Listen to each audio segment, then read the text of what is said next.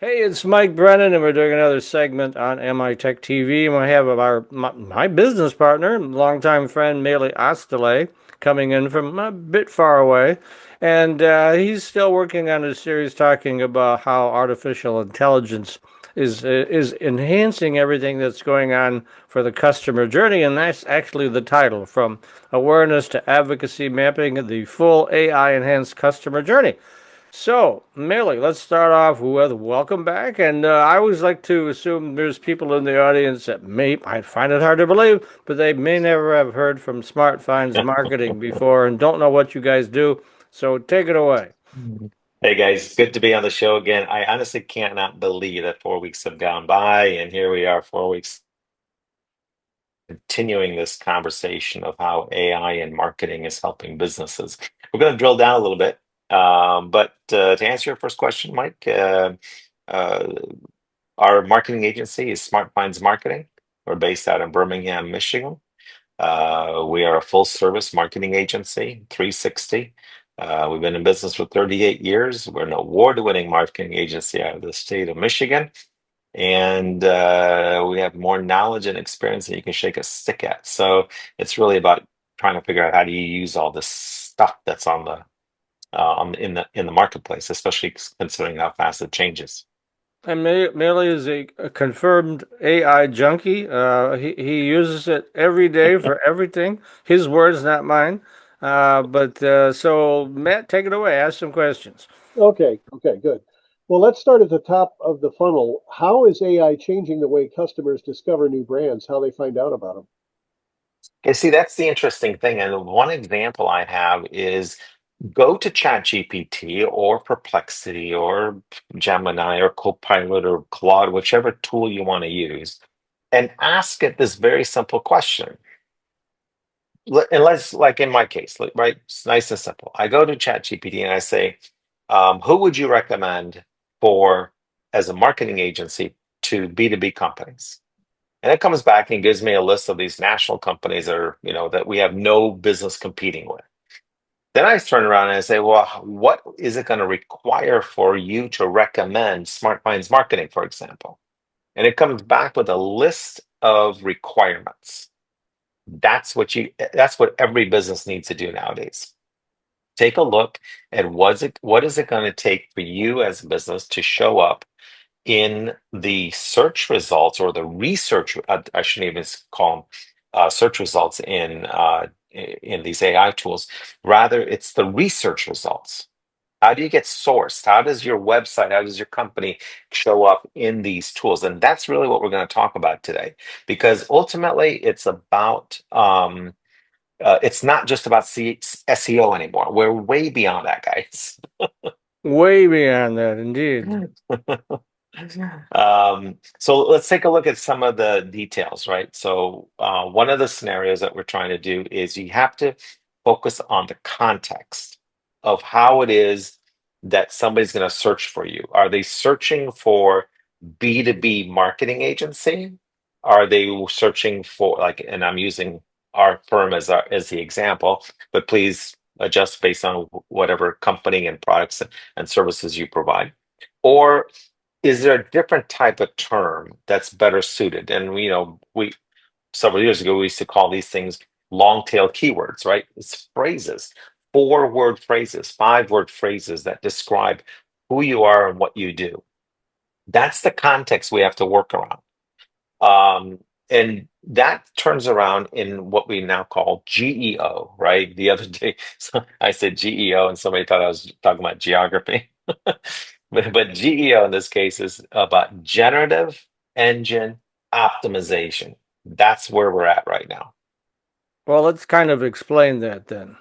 Yeah. So when we talk about this, and again, going back to my example, what are the requirements for you to show up in the research results of somebody searching, doing research in ChatGPT for XYZ topic, right? And if you think that XYZ topic is where you need to show up, take a look at the requirements from ChatGPT and fulfill those requirements.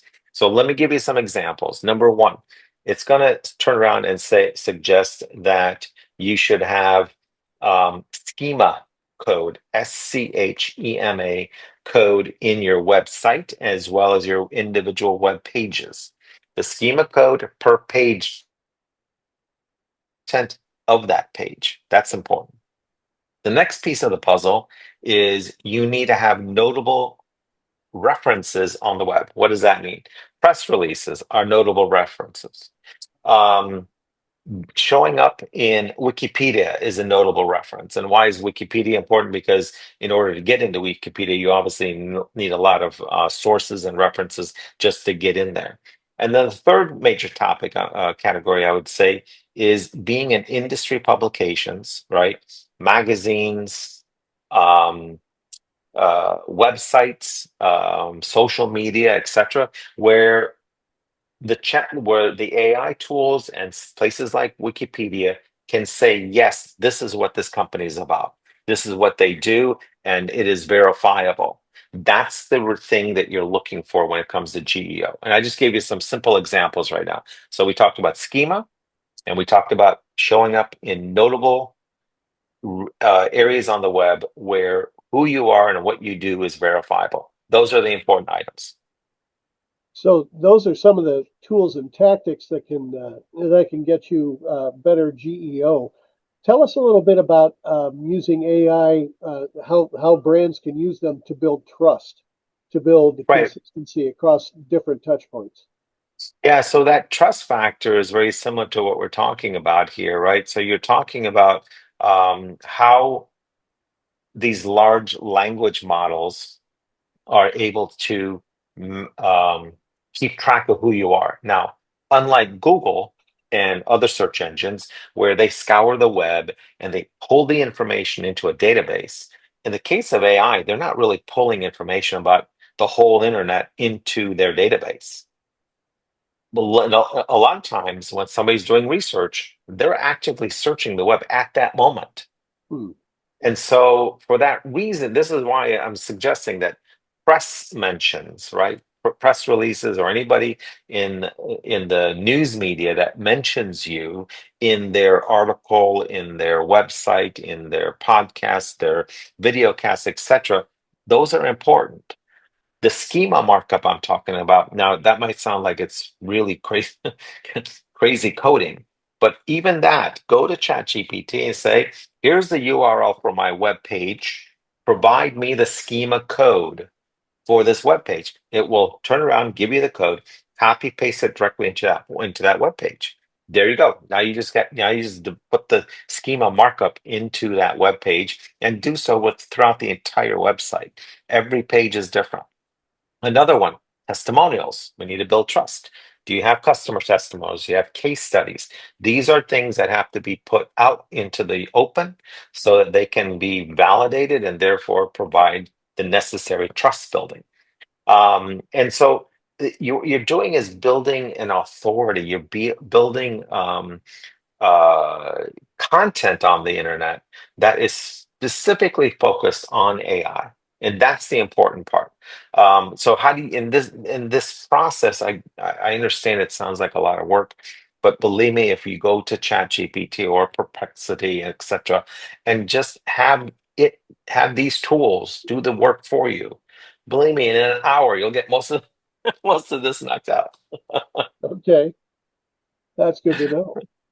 So, what Uh, advice would you give to a mid-sized business overwhelmed by the idea of AI across the whole customer lifestyle, or life cycle? Excuse me. Where should they start? Well, again, go to ChatGPT and to ask it to give you feedback, right? Here's, identify who it would recommend. And I will tell you 9 times out of 10, it's going to be your competitors and you're not going to be on the list. So your next question after that is, why did you not recommend my company? Go down that list and take a look at all the different things that it's suggesting, and in some cases requiring. And that's the thing we have to take notice on. And for each of those items, have ChatGPT or your favorite AI bot tell you what it is that you need to do. And believe me, it will get down to the nitty gritty, and majority of the time, you don't have to do the work. It'll create the press releases for you. It'll create the blog articles for you. It'll create the images for you, right? It'll create the PowerPoints for you. There's so much that these tools will do. So if you ask me, where do you start with the AI engines, and you start with questions, and you just build on those questions. And more importantly, you tell it that you want it to do something, right? Give me the blog article, give me the PowerPoint, give me the press release, and ask it to tell you where to distribute this stuff from. I mean, this content is very important content for any type of business, and it has to be distributed on the web. Let the AI tools tell you how to distribute it most effectively.